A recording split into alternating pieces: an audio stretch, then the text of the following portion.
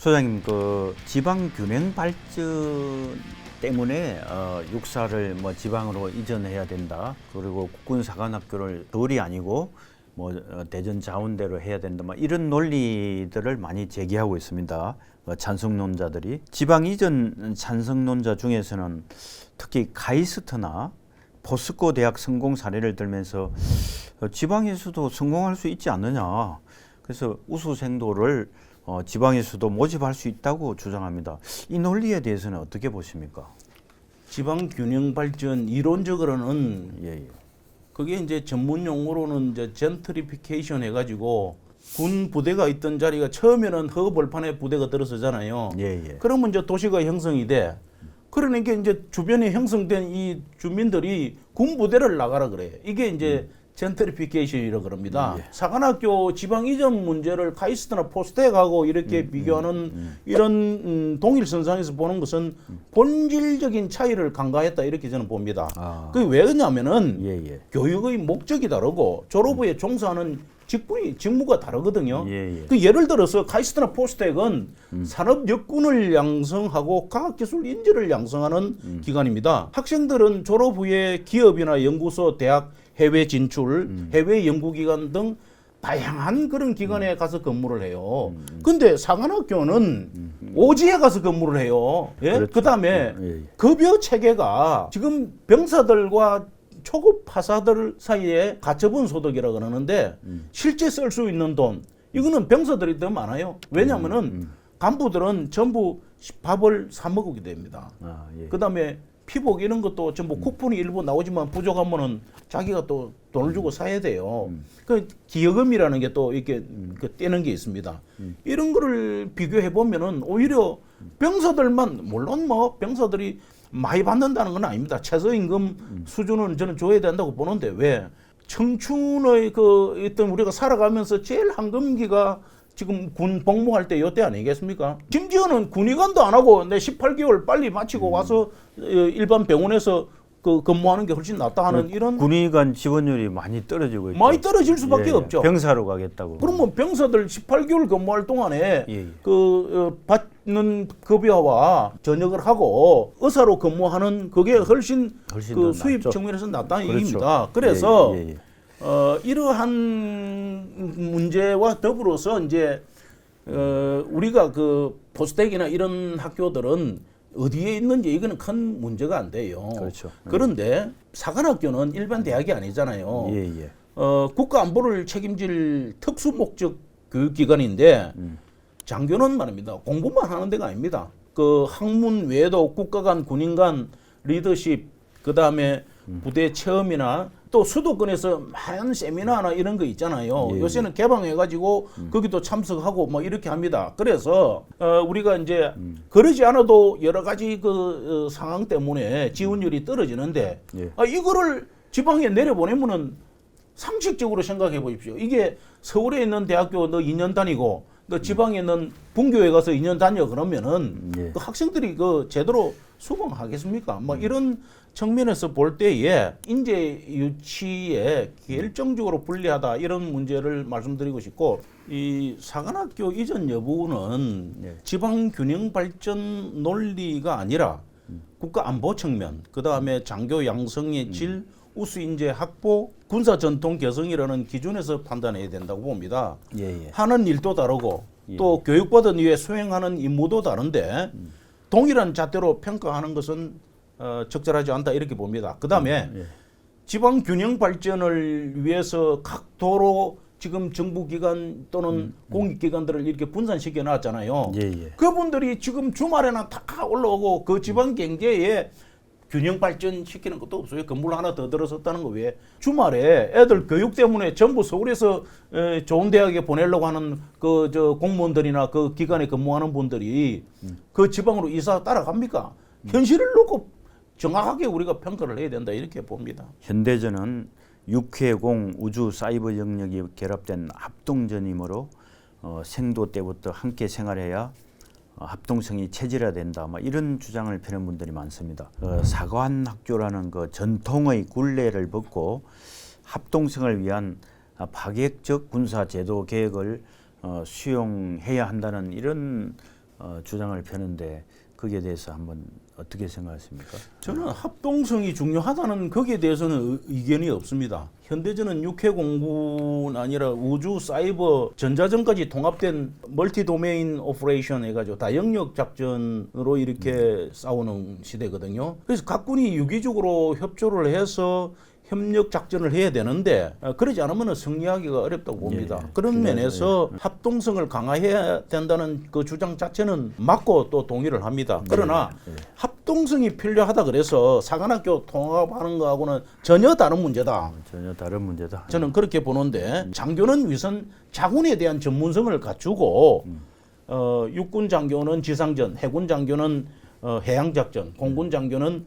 공중 항공작전을 이렇게 기본을 철저히 익혀야 됩니다. 그런데 전문성이 확보되어야 합동작전에서 자기 영역을 가지고 토론도 하고 협력할 수가 있는 것이죠. 그래서 이러한 우리가 이 합동성을 구가하기 위해서 사관학교에서도 지금 교류를 해요. 이렇게 회사도 가보고 공사도 가고 공군 부대도 가고 그다음에 해군 구축함도 타고 백령도도 갈 때 군함을 타고 가거든요. 그다음에 울릉도 독도도 가고 그때도 군함을 타고 가요. 그다음에 비행장에 수원 비행장 이런 데 가가지고 또 견학도 하고 항공기가 어떤 체계 하에서 움직이는지 또 오산 TACC나 이런 데도 가보고 해서 이 합동성을 하는 이런 구가하기 위한 이런 노력들을 사관학교에서 하고 있어요. 물론 부분적으로 과목을 뭐 항공작전이라든지 해양 뭐 해상 근력사라든지 뭐 이런 부분을 과목은 좀 보완할 필요는 있을 겁니다.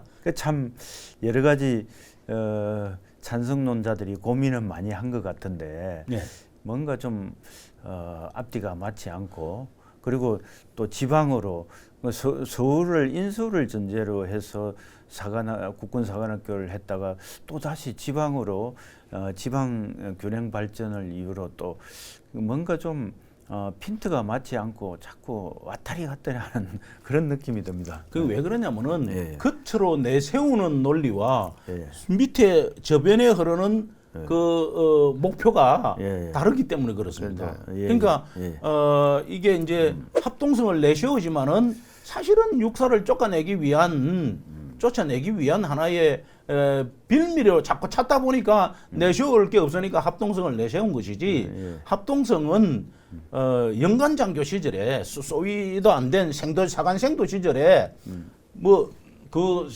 동료를 안다 그래서 합동성이 길러지는 게 아니잖아요. 그렇죠.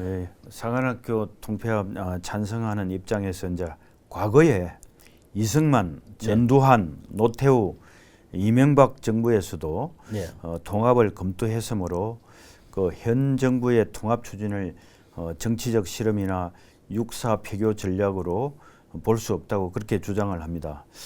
특히 이명박 정부에서는 육사와 삼사를 통합하는 방안을 추진한 것으로 알고 있는데 뭐 그런 배경하고 그런 주장에 대해서 어떻게 생각하십니까? 이승만 전두환 대통령 정부도 추진했는데 왜 진보 정부가 하면은 안보 실험이라고 하느냐는 요 주장도 전형적인 논점 일탈입니다. 과거 정부가 어떤 정책을 검토했다는 사실이 그 정책의 타당성을 증명하지는 않습니다. 중요한 것은 누가 추진했느냐가 아니고 또 왜 실행되지 않았느냐. 그리고 지금 안보 환경과 교육 체계에서 실효성이 있는가 여부가 이게 결정의 기준이 돼야 됩니다. 그런데 과거에도 해공부는 흡수 통합하고 전문성 훼손을 우려해서 반대를 했어요. 정부는 그 의견을 수용하거나 추진을 중단했어요. 수십 년 동안 반복적으로 제기되었지만은 끝내 실현되지 못한 정책이라면은 그 이유가 뭔지를 면밀히 분석을 해야 됩니다. 과거에 검토했다는 사실 자체가 타당성을 또는 정당성을 근거해주지 않는다. 마지막으로 이제 소장님 질문드리겠습니다. 12.3 비상계엄 사태 등을 이제 거론하면서 육사 출신들이 과거에 이제 12.12 쿠데타라든지 이런 걸 주도한 것이 주로 사관학교, 특히 육사가 이렇게 많이 개입됐는데 육사의 정체성과 교육을 근본적으로 개혁해야 한다. 이런 차원에서 사관학교 통폐합 이런 걸 주장하는 분들이 제법 많습니다. 어떻게 생각하십니까? 12.3 비상계엄에 가담한 또 과거에 5.16, 12.12 이러한 군사정변이 있었기 때문에 사관학교 없애야 된다. 그러면은 공가를 같이 따줘야 됩니다. 사관학교 출신자들이 6.25 전쟁 때에 6.25 한국 전쟁 우리가 6.25 전쟁 때에 얼마나 많은 사람들이 피를 흘리고 나라를 위해서 목숨 바쳤습니까? 우리가 명문이냐 아니냐 이 기준을 말이죠. 공부 잘해가지고 잘 살고 못 사는 또는 똑똑한 사람을 키우는 이게 명문이 아닙니다. 하나밖에 없는 자기 가장 소중한 생명을 국가를 위해서 국가가 어려움에 처하고 위기 시에 죽는 줄 알면서도 그 명령을 받들어서 전투 임무를 수행하는 이것이 저는 명문이라고 봅니다. 그런데 하버드나 케임브리지, 옥스퍼드에 가보면은 학교 중앙경관에 그 전장터에 나가서 돌아오지 못한 그 학교의 졸업생들이나 재학생들의 교수들 이름을 포함해서 명패가 걸려 있어요. 그런 측면에서 보았다면은 졸업생 일부가 거기에 가담을 해서 했다 하더라도 그 나름대로 가오 공가를 같이 평가해 줘야 된다. 그 다음에 또 하나는 잘못을 한 사람에 대해서는 그것이 개인과 지위 계통에서 엄정한 책임을 묻고 있잖아요. 그런데 졸업생 일부의 잘못을 출신학교 전체를 이렇게 책임을 묻는다. 그러면은 윤석열 대통령이 서울법대 출신이라 그래서 서울법대를 없애버립니까? 그건 아니잖아요. 그 우리가 이게 어떤 학교 자체를 해체하는 것은 제도 개혁이 아니라 연자제적 사고다. 이 조선시대에도 아닌데 특정 대학 출신이 범죄를 저질렀다고 그 대학 우리가 통폐합하자고 안 하잖아요. 물론 민주주의와 헌법 가치를 이렇게 반드시 강화해서 교육할 필요는 있습니다. 그러나 이 조직을 통합해서 이렇게 민주적 장교가 양성된다는 그런 인간관계는 어디에도 존재하지 않는다고 저는 봅니다. 사관학교 개혁 필요합니다. 교수진 확충하고 시설 현대화하고 교육의 자율성과 개방성 확대하고 여러 가지 이 시대 변화 추세에 맞춰서 교육을 강화해야 될 필요는 있지만은 그다음에 또 각군 사관학교 교환 이런 시스템을 통해서 미국은 그렇습니다.